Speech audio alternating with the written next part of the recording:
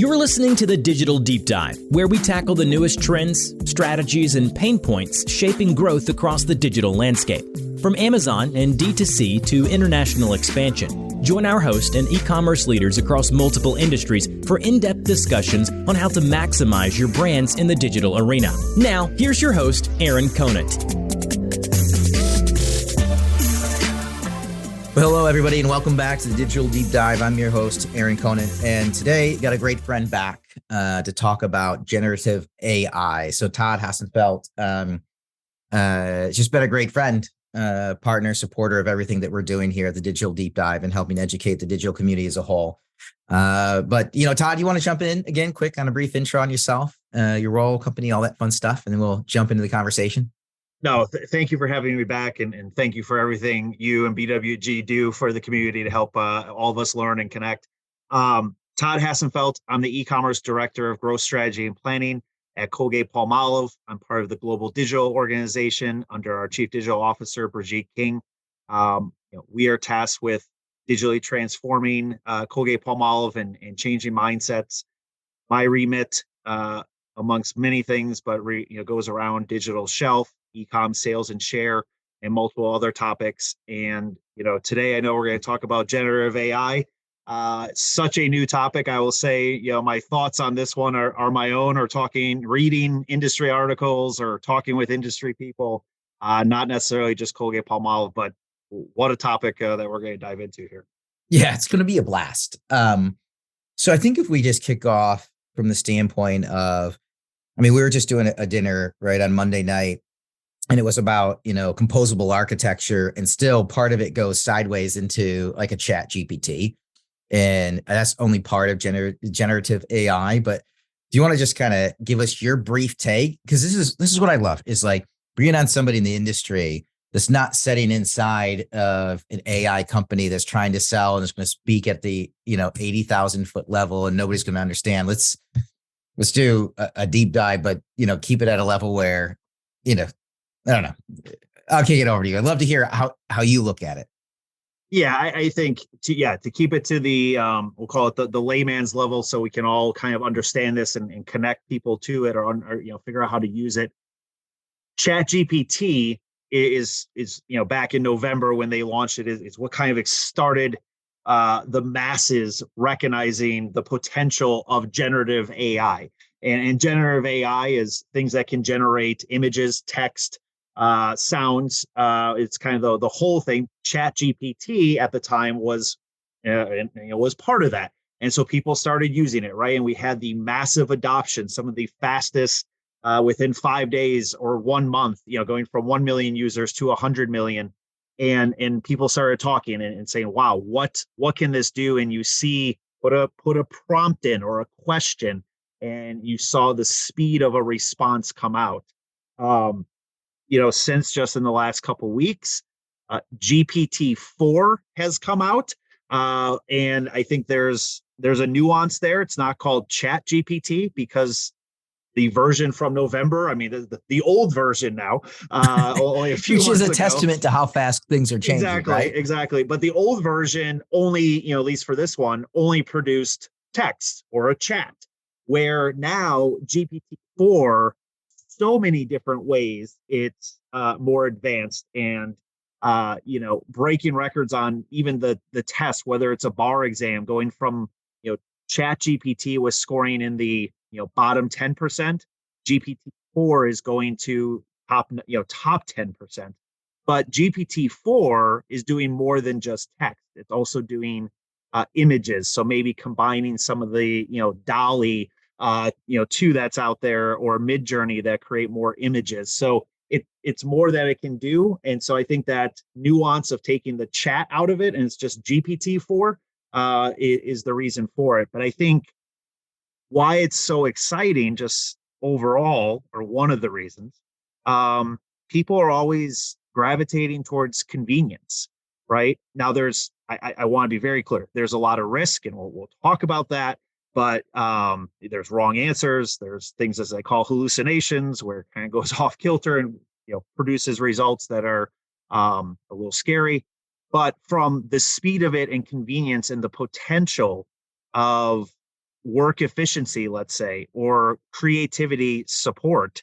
Um, I think this is why people are gravitating towards it, because it does have the potential, if done right, and you mitigate risk and manage risk, uh, to really make us all more efficient in a lot of different ways. And there's a lot of different use cases we can talk about. Yeah, I mean, I like that because, when you talk about, if we talk about Chat GPT, the original is how everybody was using it was, oh, look at it, can write me a paper, Yeah. right? It can answer my question. But in reality, right, it was the answer engine, right? It covered this a couple podcasts ago that, you have Google, which is a search engine. And then you have, GPT, which is an answer engine. And so people were typing it in there and they were getting written answers back. But then it started to evolve really quickly where people are having it figure out, logistics, planning, routing around Los Angeles during rush hour. And it's figuring it out. And it rapidly expanded outside of that. And yet I think people's focus up until, GPT-4 was, hey, it's going to give me an answer. It's going to write my, entrance exam to law school or whatever, my, high schooler is going to write his year-end paper, right? We used to spend time in the, going through the library at school. I'll date myself a little bit, trying to pull together, 4 different sources. The card catalog and encyclopedias. I get That's it. right. That's right. So true. I think my parents actually have the encyclopedia set they bought when I was a kid. They still have it. But yeah, we would go through and we'd try to find it and then we'd try to fit it in. This is just doing it instantaneously, but it's doing it at a much, much more in-depth level.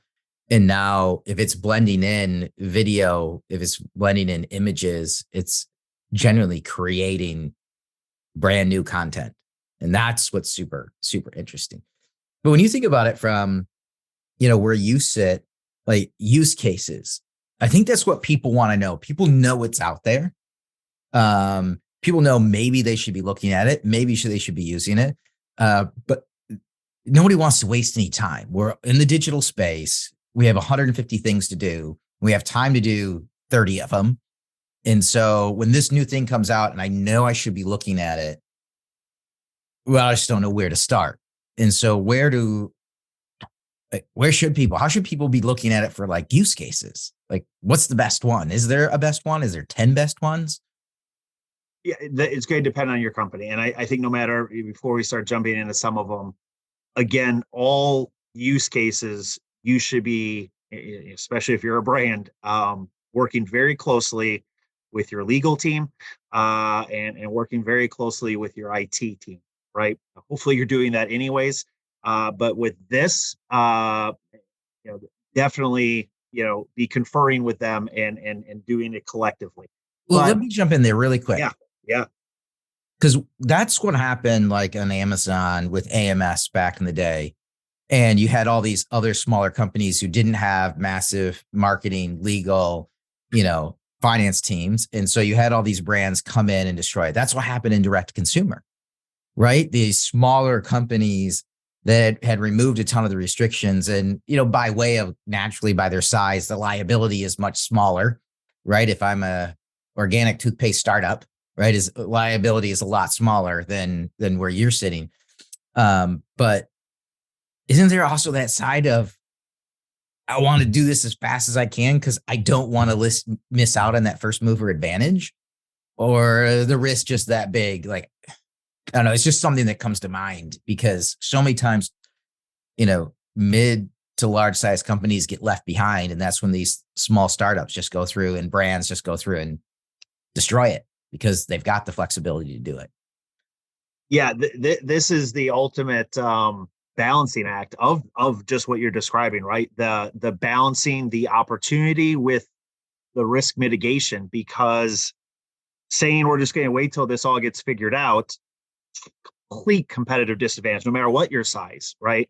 And yet to go, let's say, on the opposite extreme with no risk assessment, no risk mitigation, no talking to your lawyers, you could have a lot of copyright infringement cases. You could have, depending if you have it like live on a chatbot or something, it could offend some of your consumers.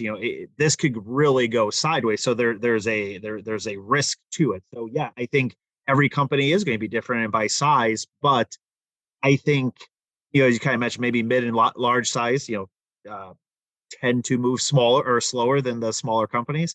I think the potential upside here and use cases, even many of the mid to large companies are saying we can't stand still on this one, right? To your point, the news is, even if you're not hands on keyboard and into this and going to be applying the use cases, you are hearing about it every day, multiple times a day in multiple formats, right? And you're probably going, no matter what level you are, you're probably going to be answering to a C-suite, to a board on what is our generative AI strategy? What are we doing, right?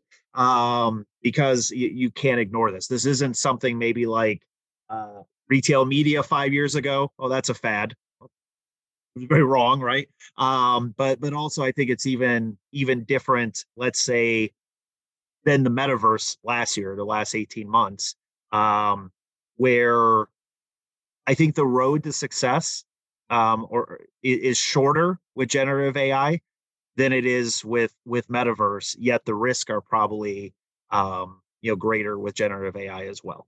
Oh, for sure. And also the reach of it, right? So the metaverse, was I think it was kind of limited to the digital professionals, and it was fun to talk about, and, but it wasn't directly applicable to pretty much every company that's out there, right? It's just the reality is not every company was looking at the metaverse. They're like, oh, that's neat. Or they might talk about it in passing, but GPT-4, generative AI, any company can use, literally any company. And therefore, it just has, I think it's the implications then are why it's showing up and why you hear about it 4 or 5 times a day, where the metaverse, you'd randomly hear about it if Google or if Meta was going to dump more money into it, then it made the news. Other than that, you weren't faced with it every day, but now it's multiple times a day. You're hearing about the new uses of it and the new launches of it and how people are using it. You see it all over LinkedIn. It's just the broad reaching, I think, that has so many different implications. Agree. And listen, there's still use cases for the metaverse, right? It's in a down cycle right now, obviously, compared to the last 18 months. But I think the difference, very, very top line with the metaverse, it was very much about creativity and hardware, right? The Oculus or the huge goggles in essence. And those were barriers of entry because, I mean, the creativity in most companies isn't there at that level yet, right? For a metaverse where generative AI, this is about convenience. And in essence, you can use what you have right now. You can use your computer. There's now the shortcut to put it on your iPhone. Both Microsoft and Google are going to very soon be incorporated into their Office suite of products. It is going to be everywhere without necessarily buying new equipment or having to. There is a creative aspect to this, but it's really, can you ask questions? Can you ask prompts? And yes, there will be a skill level to that too of what you get out of it. But again, that road to success is so much shorter than it is, than a metaverse use case, let's say. Oh, for sure. So where do people start? So we've jumped through the legal issues, knowing that we've got legal approval that everything's got to be approved, right? We've got regulatory approval that everything's going to be approved. Is it creating content? I mean, is it creating copy? Is it creating imagery? Is it creating ads? Yes, all the above. And since I talked about it in the past with you, digital shelf, I think there are so many use cases on the digital shelf for this. And you think about just, okay, in Chat GPT, look at, and this is something I've done myself, but you can take a link to a PDP and prompt it to say, give me the best and worst themes from all the reviews on this product or on this PDP. And you have it in 5 seconds, right? And now you can take a look at, all right, what are mine or other products what are people saying? And you can even have it say, give it to me in the exact quotes. So you can have the exact quotes of the top themes, right? You can even put in there the most upvoted reviews. Again, it all comes down to the quality of the prompt. But I think you can assess ratings and reviews really quick, a part of the digital shelf. You can look at your content, whether it's your titles or your bullet points, and say, is this optimized with SEO? The top keywords.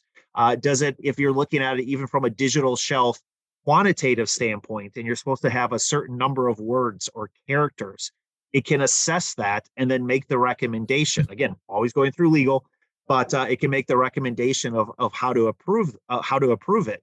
Or you can take, if you want to look at your bullet points, or let's say you're below the full content, or A plus, or even for some of your images, image copy, you could take long form papers that have been written about you, let's say in the press or wherever, and have it summarized to a bullet point or to an A plus product description, something like that, or a 9-word or less image phrase that you can put on there. So I think digital shelf is a huge part of this. That's more copy and word. I think when you think about the images, yes, you can prompt different things. And again, it should never be prompt pictures up, created, generated, and you post it.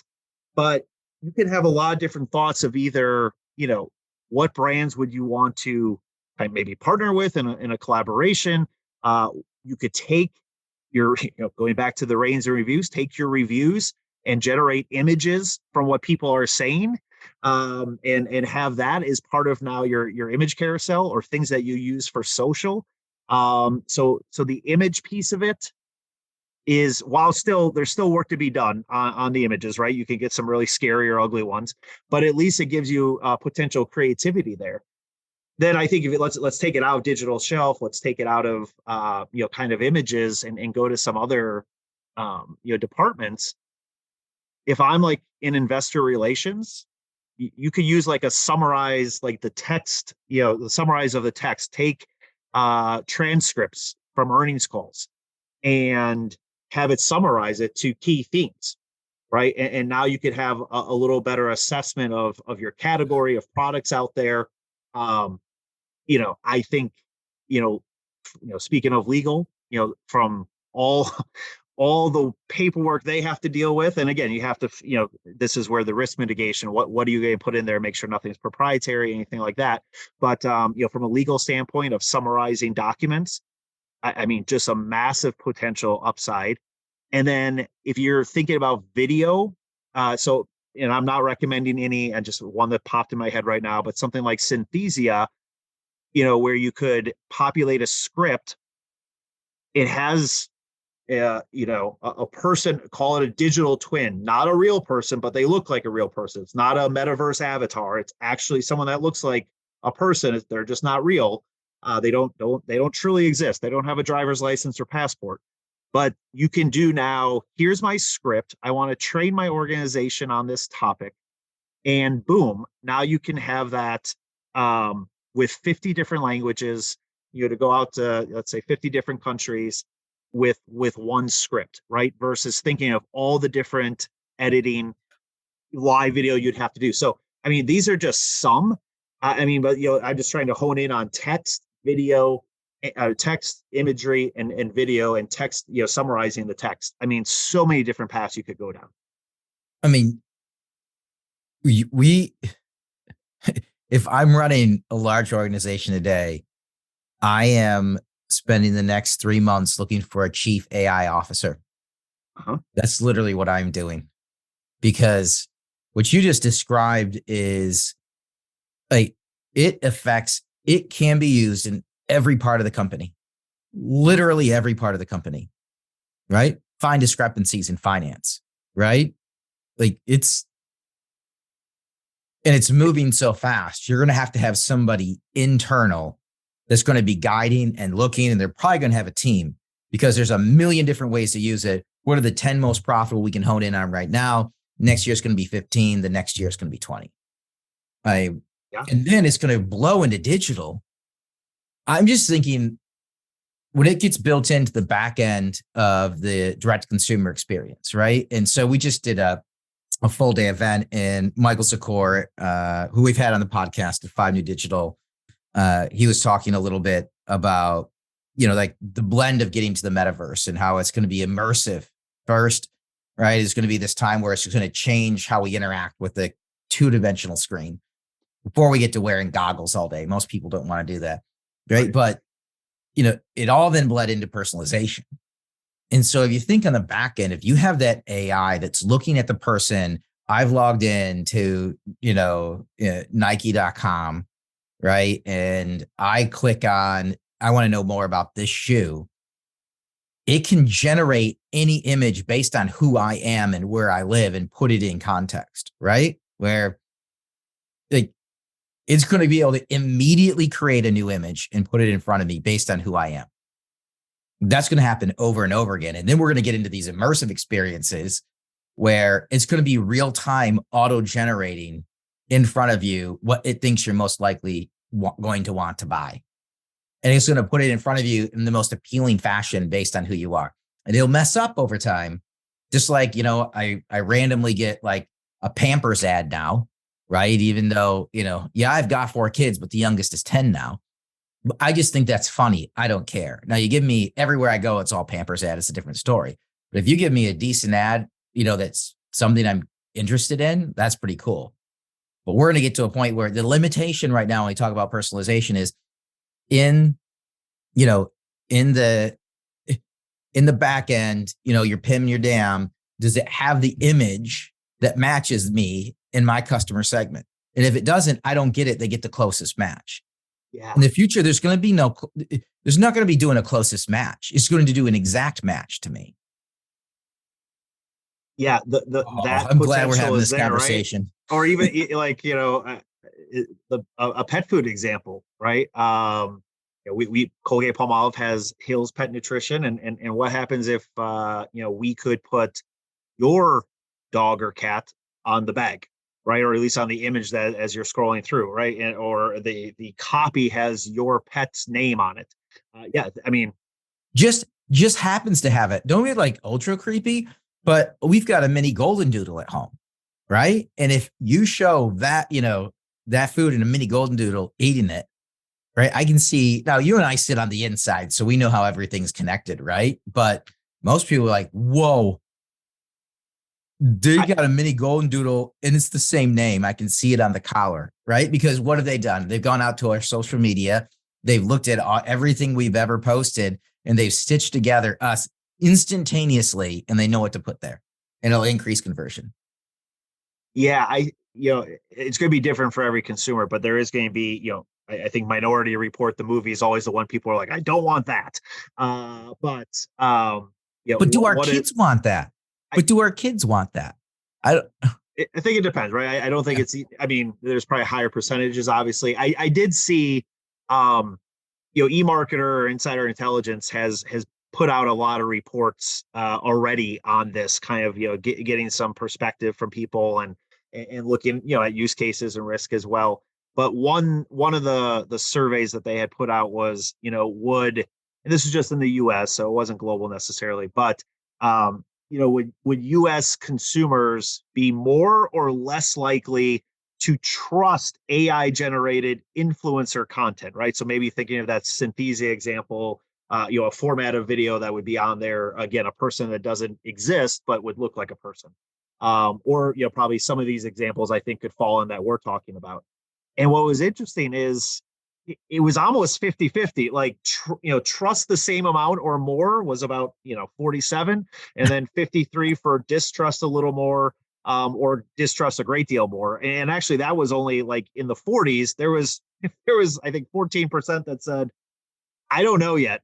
So, I think that's where, brands have to learn and iterate and evolve quickly. There's not one answer, but, again, I think just the scale, when you think about what could be produced, let's just think of images, or video content, the variations from one example or one really well-written prompt, if you can get 1,000 images in a minute versus what that would typically take months, if not longer, for let's say a traditional way, you can't not evaluate this and at least test and learn at the minimum. And again, this is not just human versus bot, right? Like, or generative AI. This is combined. Like, there always should be a human element from not only the prompt but the review to make sure it is appropriate, the legal piece of it. But I just think this will be a dividing line if some brands decide I'm not going to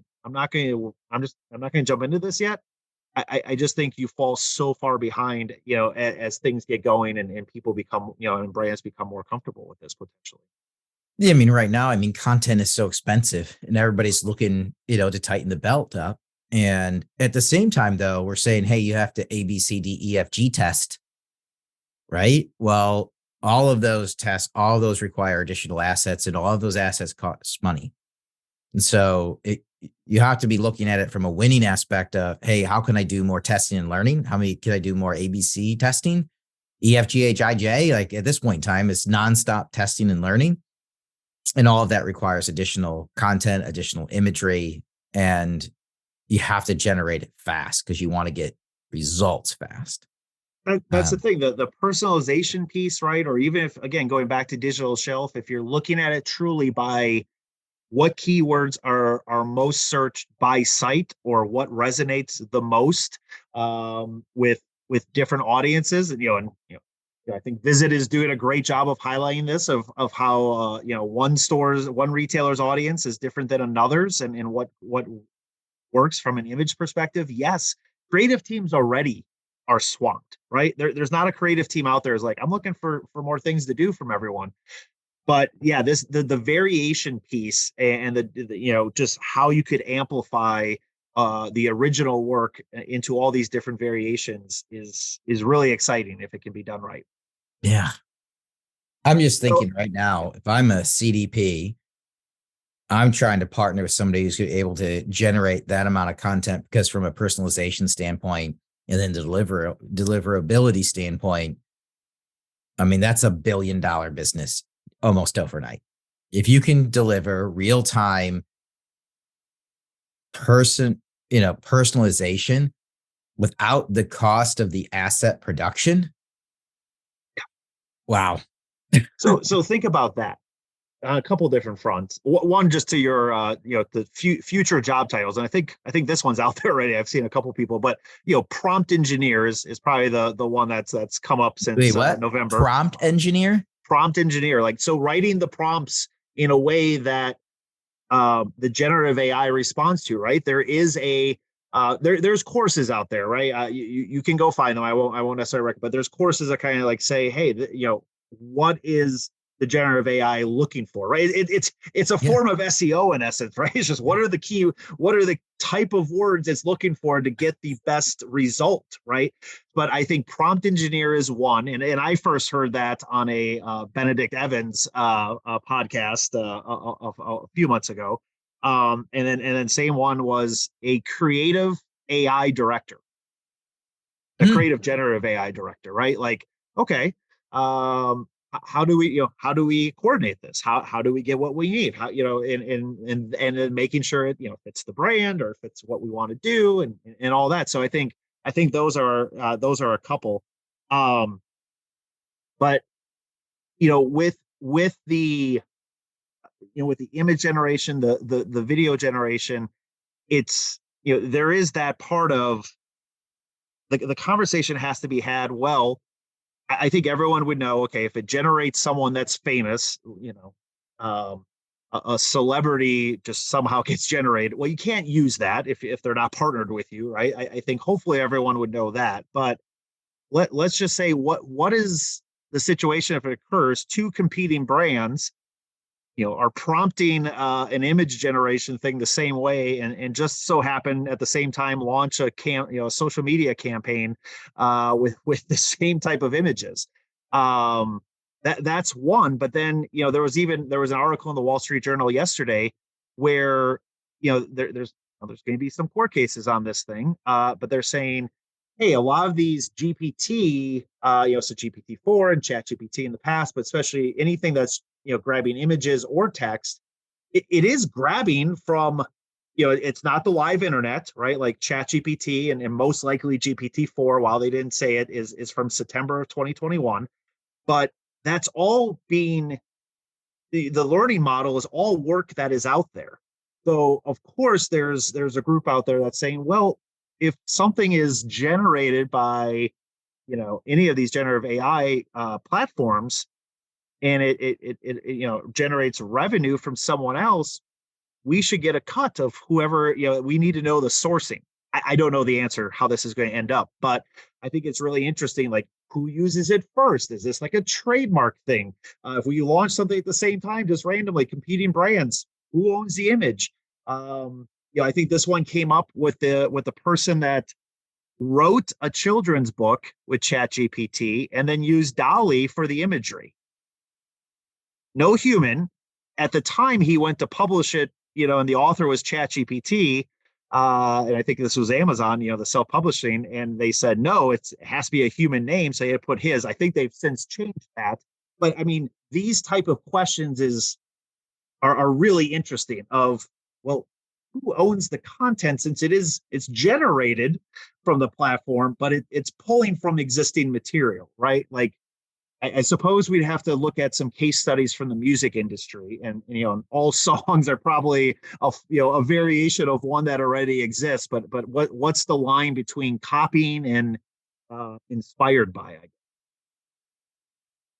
Yeah, I mean, default says, well, if it's piecing together a bunch of all this previous research, then as long as it's unique research, but then again, it's not a human doing it, right? And so default in my mind would say, no, it's creating something new, but never underestimate the powers of great lawyers and tricky lawyers trying to get money out of large brands. One other just kind of random thing, because people are a lot concerned, well, this is going to take a lot of people's jobs, right? To be determined is everything, but there was a random, and I'm trusting this is true. I've seen it in a number of different spots. I saw it on Twitter first, but there was a stat that said, of the 270 jobs that were in the 1950 census, how many do you think were eliminated by automation looking at today, or the last census, I guess, in 2020? One. As I say, next to none. It's the elevator operator. Poor career path is no more, right? Now you could, so I think the most popular question in the comments was, well, what bank tellers? Well, they still exist. It's just it's a different, like, the job evolved, right? There's a lot of different jobs that jobs have evolved. They haven't gone away, like the poor elevator operator in this case. But I think, now, will that hold true another 50 years from now? Probably not. But I think the point is, it's going to be an evolution of people's jobs to maybe truly give them the time for deep work, right? Or more creative work. And one of the things that's going to be interesting with generative AI, and going back to like the Microsoft and Google tools, and there's other ones that are coming out or are out, where you can summarize a meeting. So you get on a 20-person meeting, let's say on whatever platform, on Teams, on Google Meet, etc. And right after the meeting, or even if you come in late, it will give you a summary. It will transcribe what everyone said. It will create follow-ups based on what was said. So I think this is a different form of measuring true output, and probably you could see that over time. Let's say as something launches or doesn't launch from a product perspective, or sales are up or down, it probably could assess, well, who contributed the most, and not just who talked the most, like actually maybe maybe the quality of the comments, or who didn't say a lot. It's just there's a whole a bunch of questions on how this could impact performance reviews, right? And maybe the most talkative isn't the most productive. Maybe they are, maybe they're not. But it's really going to be interesting on this meeting summary piece. And again, I think what is defined as proprietary is a big question on how you evaluate risk, right? I mean, I think there's obvious things you wouldn't put on social media or maybe, in a generative AI, but like these meeting summaries, this is an interesting one. But I think this has a potential for performance evaluations to really have an interesting spin on them versus maybe how they're typically done over the past number of decades. Yeah. Again, hitting another part of it. I see the company. I see it a chief AI officer. Yeah. Yeah. I don't. And it's coming so fast. As usually we'd wait like 3 or 4 years, right? Like the chief digital officer took a while to come around, and now everybody's putting them in place. But we like, and listen, I think this is a faster form of risk. And again, there's a lot of differences, but in some ways there's some similarities of what a lot of companies have had to do in the past in terms of just when the internet came out, like what is this? I don't trust it, right? When mobile phones came out, like I'm talking like from a data perspective. Am I going to put my data into this, right? So internet, the phone, even social media, and like some brands are like user generated content. Absolutely not. Like we have to control the message. So we've for the most part, everyone has evolved and mitigated the risk and figured out how to work with it responsibly in most cases. I think this is just another form of that, right? It's just moving so fast is what it's probably making most people uncomfortable. But again, the potential here is just fascinating. Yeah. But you really have to define what is proprietary right now, right? Like how do you define proprietary information, and then how do you disseminate this to everyone in your organization? Because you're going to have some that are not aware, but you're going to have on the other end of the spectrum people that are already trying it, and how do you balance that creativity and just trial, I don't want to say trial and error, but seeing what this could do versus, okay, let's make sure if something goes horribly wrong with the access to the to what everyone's prompts were or results, what are we comfortable with? So yeah, I think that, this is the ultimate balancing act, and it will differ by company depending on your your kind of your company culture. Awesome. What's top of mind for you? I picked your brain. Thanks. I mean, I can keep going, but because this topic is so big. But are there things I want to get, are there things that are like top of mind for you, like that we can chat about as well? I want to give you the opportunity as well to bring something up after I picked your brain for the past 40 minutes. Yeah, and partially serious when saying this. You might have to release this podcast in the next couple hours, otherwise it might be outdated by the time it comes out. Well, I'm actually just I'm gonna get the transcript, and then I'm just gonna upload it into GPT-4 and have it recreate you and I, and instant, take it down to like 25 minutes. It'll be great. Perfect. Yes. Summarize it for the show notes. Next time I'm going to go on there and I'm going to have it recommend an e-commerce topic, and we'll do it real time. Ooh, I love the hottest topic in e-commerce to talk about right now. And then you and I will just have to hash through it in real time. I love it. Since you talked to there's so many brands, let's kind of combine two topics: retail media and the potential US TikTok ban.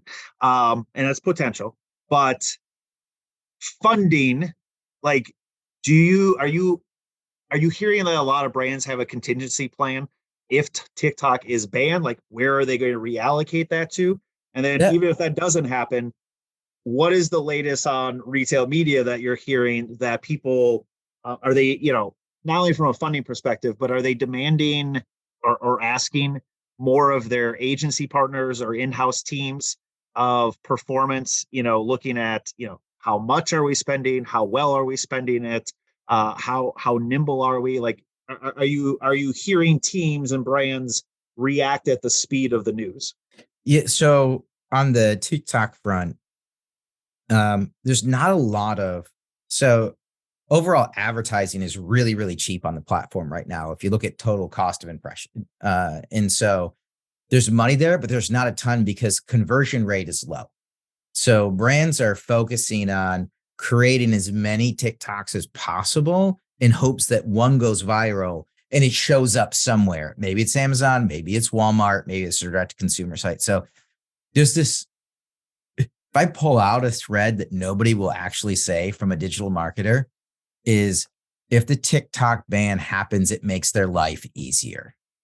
Right. And now there's a chunk of brands out there that are looking at it and they've blown up. Right.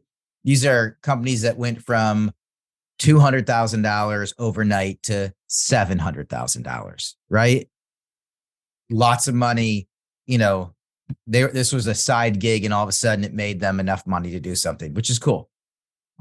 Large brands, that there is a conversion. TikTok maybe by it is a real trend. There's a lot of people trying to figure it out, but it will not have a major impact on current budget and spend right now. It'll just be one less thing for them to focus on while there's 100 things to focus on. So as we watch, so when you think about retail media and everybody launching it, like with Amazon continuing to shrink its number of warehouses, right? They just came out, they're going to close more warehouses, right? Fulfillment centers, whatever we want to call them. Brands are really hesitant about being able to continue advertising when they go out of stock, right? They're dialing it back. So we just did a state of Amazon survey, and there's a lot of people are holding their budgets even. Now they're not everybody's dropping it, but they're not growing it. And if you're not growing it, that means it's a lower overall percentage. Well, then where's it going? And it's actually going to Walmart. That's what people are excited about right now. I mean, if you're in the home goods, if you're in like Home Depot already, right? You're, home, power equipment, power tools, whatever it might be, anything in a Home Depot, they figured it out. Like people like it. Most CPG is not there or doing anything there. Fashion's not there. It's a very few categories that are actually in there. They haven't figured out, but Walmart is what everybody's excited. Everybody's like, I think they figured it out, and just don't mess it up. Everybody's waiting for, a shoe to drop here, but I think they got to figure it out. They have a lot of stuff going on. That's going to simplify retail media because there's so much traffic, right? And that's growing faster than anything I see right now. Target's going to be around. They're going to lay some people off. I'm sure. I think I just read they want to cut like 300 million expenses over the next 3 years, or 200 million, some crazy number, but it's over a period of time. And so that, Target's got a distinct group. They're doing a great job. There seems to be a good consensus around how much you want to spend there. But it's Walmart. And so I think from the retail media side, like that's where the money's going to go. And if Walmart takes their time and they do it right, where they mess up is where they try to get way out over their skis, too quickly. They're listening to brands. They partner with brands. It's going to be weird when I think back, even 10 years ago, Walmart was nobody's friend. Walmart was the bully in the room. Now everybody's rooting for Walmart, right? Be my friend, be my partner. And if they can, they're going to destroy it because, the whole, the Amazon thing just gets old after a while, right? They're not a partner. They're just not. And that's getting old and people are looking for a partner. So that's kind of, if I segregate the TikTok thing, I think secretly a lot of people think it happens. Yeah. Number one, for the kids at home, they're spending, 4 hours a day on it. Yes. And, it's going to remove that and get re-engagement. And the other one is, at least I don't have to worry about that platform as well and creating content for that platform. So one last thing, if it stays in this AI piece and you can start telling it to create TikToks, it's going to go bonkers. It's going to go bonkers.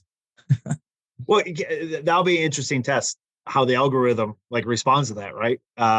So. And last thing on retail media, a common friend of ours, Andrew Lipsum, I think what he's putting out there in terms of in-store retail media, where brands need to focus, right, is really interesting and will really change the dynamic if that attribution credit, digitally influenced sales, whatever you want to call it, starts connecting the dots there.